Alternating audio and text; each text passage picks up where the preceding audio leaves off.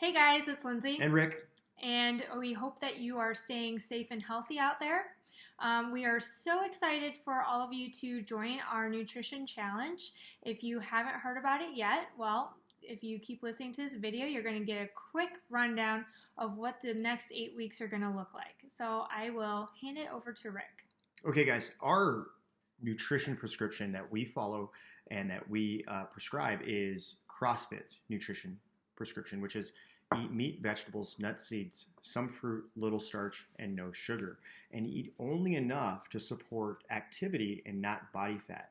And what we've observed firsthand through ourselves and through people that we've advised is that when they change their diets, they have increased better body composition, increased biomarkers, better body biomarkers, and increased performance in the gym. It's across the board. Now, with athletes that have been doing it for a while and higher level athletes, they have to fine tune those numbers just a bit more, but it works for everybody. And that is where our journey comes in, is that we've experienced a lot personally in terms of, we've experimented with keto diet. We've experimented, or we're still doing keto diet right now, the paleo diet, Whole30, zone diet. We've played with macros using RP, and they all are great. But what we've learned from each challenge is every single one of them has helped us develop a healthy habit. And we've taken something away from each one of those, and that brings us to where we're here today is we're trying to use this challenge as a healthy habit challenge. Now, I say that we're not nutritionists or dietitians. What we're trying to say is we're trying to develop healthier habits. So if you're on one of those programs, or if you're like, I don't even know where to start, then we're hopefully going to make it so that developing habits is in healthy habits in terms of how you shop, how you eat, and from everything from shopping to prepping your meals. Yeah, and the other point about this challenge is that it's not going to make you a slave to the kitchen. Our other disclaimer is that we're not cooks. We don't like to cook, but we have developed routines and habits in the kitchen to prep our food to ensure that we always have the healthy foods on hand to set us up for success. So we're going to share with you our tips and tricks, and hopefully you can learn something from what we share with you. Okay, so let's cover the overview of how every week is going to go. And I want to say we're going to do a layered approach. Mm-hmm. Now, when I say that is you're going to see the first layers are going to be more based on awareness. And then we're going to try to build in some knowledge. And this is probably the most important part. It's ingrained in every single layer. It's a healthy habit layer. And what we're trying to do is we're trying to basically give you guys the tools so that you can develop these healthy habits and create a program for adherence. So, right, and carry those habits on after this challenge has ended. Yes. So the first week's challenge is you're going to weigh and measure your food. You're going to log it in somewhere. I prefer MyFitnessPal. I know some people like to use a Google spreadsheet, and that's fine. And we're going to ask that you read your food labels. And what this does is it's going to create awareness around what you're eating and in what quantities. It also provides you and us with data. So if you guys later on down the road have questions about what it is that you're doing or your progress, we're always going to ask for these food logs so that we can see what you've been doing.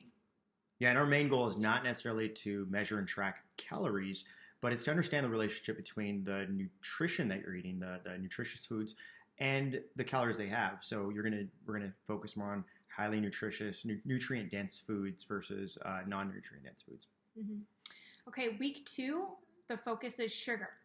We're going to ask you guys to eliminate 2 sources of sugar from your diet and replace it with something else. So an easy go-to would be sugar in your coffee. Maybe you use white refined table sugar or coffee creamer, maybe even maple syrup. We're going to ask you guys to eliminate that. You can replace that with almond milk, coconut milk, heavy whipping cream. Maybe you want to just drink black coffee. That's totally cool too. Yeah, and what we're trying to do is basically sugar is the number one thing that is non-nutrient dense that a lot of people don't realize it's in a lot of things, and it has a it has a hormonal response that we'll get into when we get to that week, but we're also just trying to get rid of the psychological dependency of sugar. A lot of things have added sugar in there because they want it to have that sweet taste that you keep going after. And it's surprising when you develop that awareness and you're like, I didn't know this had sugar in it. Mm-hmm. And the other thing I want to mention really quickly is that in addition to the elimination of 2 sources of sugar, you are going to continue to weigh and measure and log your food and read your food labels. Okay, so then moving on, week 3, refined carbs. We're going to ask you guys to identify 2 sources of refined carbs in your diet and replace them with a healthier option. So for example, you're going to eliminate the pasta from your diet if you eat pasta, and you're going to replace it with, say, a sweet potato or a zucchini noodle. Yeah, we're not against carbs in any way, shape, or form. Our particular diets, we eliminate a lot of it, but carbohydrates are going to be in every vegetable you eat and those starchy foods that you eat, those root vegetables. We're not eliminating carbs or even the amount of carbs you eat. What we're trying to say is those highly refined carbs are less nutrient dense, and you'll get more bang for your buck from eating those nutrient dense foods and consuming those until you're satiated. Mm-hmm. Okay, week 4, fats. We're going to eliminate the trans fats from our diet and replace that with the healthy fats. Trans fats are usually found in the vegetable oils and seed oils. Healthy fats include avocados, olive oil, grass-fed butter, nuts, cheese. Fats super important for just every single function inside your body. It's essential. You need it, and you need it in good quantities, probably more so than the other 2 macronutrients. With that being said, hopefully we can give you guys a better relationship of not being afraid of those fats. Yeah, definitely. Don't be afraid of the fats. In fact, when we start eliminating some of those calorie-dense foods in week 2 and week 3, and you're feeling hungry, we're going to recommend that you eat more fat. So don't be afraid of the fats. Okay, moving on. Week 5, this may be the toughest for you guys, is going to be alcohol. So we're going to challenge you to limit yourself to 2 alcoholic drinks per week.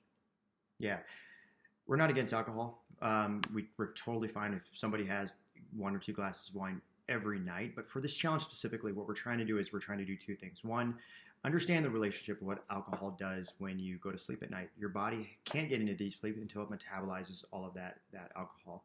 2, you can't burn fat until your body finishes metabolizing the alcohol. So there's a couple things that are playing against us on a challenge like this. You can still be healthy, have good body composition with a couple of drinks, but because this is a challenge, we're also trying to eliminate the psychological dependency some people may have associated with alcohol, like when you have a hard day at quarantine, I guess, and you need that glass of wine. The quarantini. Yeah, or you're FaceTiming with a friend and you're like, let's drink together. I'm willing to bet that you could have those same moments watching Netflix with your family, FaceTiming friends without that drink, and you might find it's more enjoyable. Again, it just goes back to awareness over what we're putting in our body and developing healthy habits. So if we have the habit of drinking every night, let's switch that up to just developing the habit of drinking socially. Oh, you mean not switching it from drinking every night to drinking every morning? Okay. No, you mean just on special occasions. Right. Got it. Cool. So those are the first 5 weeks, and that's the base. We've set it up in such a way where we've put the challenges that we think are most important first, so that you are implementing those for a longer period of time. And then weeks 6 through 8 is just carrying those same habits that we've built week by week into your daily life. And hopefully by the end of the 8 weeks, you guys will carry through 1 or 2 of the habits that you've developed during this challenge. For example, Rick and I, we still weigh and measure all of our food every day for every meal. It's part of our routine. It's our habit. It's like brushing our teeth. I mean, it's becoming so, it doesn't take any effort. Yeah, so that's what we hope for you guys. That's hopefully what you can expect to take away from this challenge. And that's the challenge in a nutshell. Each week we're going to release a video specific to that week's challenge, going into more details about what the challenge is, the reasons why we're asking you to make those changes. So stay tuned for that. And then, of course, join the Carlsbad Vista CrossFit Nutrition Group, because that's where a lot of the discussion and the support between all of us in the challenge is going to take place. That's also where we're going to share our meal prepping videos and recipes. But each week's challenge will be released in the email and will be available for everybody, so you don't have to join the Facebook group to join along. But certainly do if you want to be a part of the community and have that discussion with everybody. Yeah, and the power of this challenge is going to be based on your interaction with the group, sharing your recipes, sharing your experiences. It's more motivational when you see somebody else doing it and you have other people holding you accountable for this stuff. So we're in a situation, might as well make the best of it. Yeah, absolutely. So again, we hope that you are staying safe and healthy out there. If you have any questions about anything that we covered in the video, hit us up. We're on Facebook. Join the Facebook group. Email us. We are here for you. Yeah, I'll be waiting by my phone for your response. Okay.